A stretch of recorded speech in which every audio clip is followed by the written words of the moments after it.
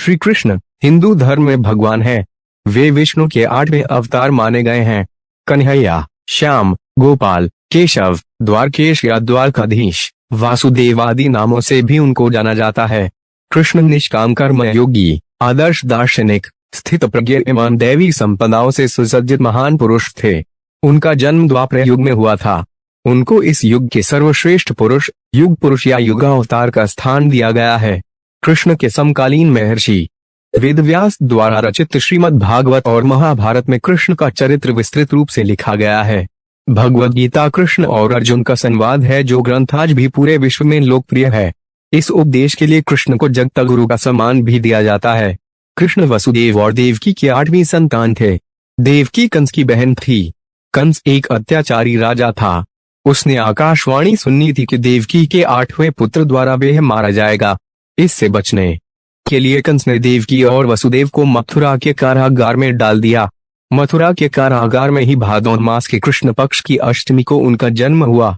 कंस के डर से वसुदेव ने नवजात बालक को रात में ही यमुना पार गोकुल में यशोदा के यहाँ पहुंचा दिया। गोकुल में उनका लालन पालन हुआ था।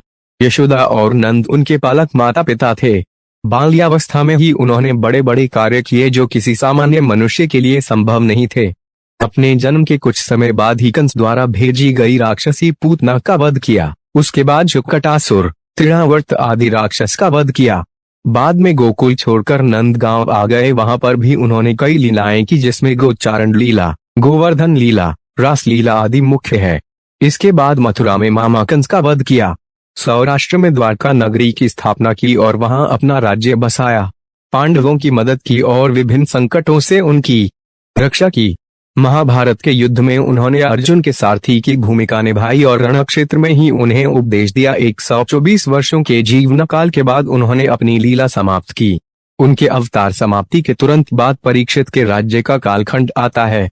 राजा परीक्षित, जो अभिमन्यु और उत्तरा के पुत्र तथा अर्जुन के पौत्र थे, के समय से ही कलयुग का आरंभ माना जाता है।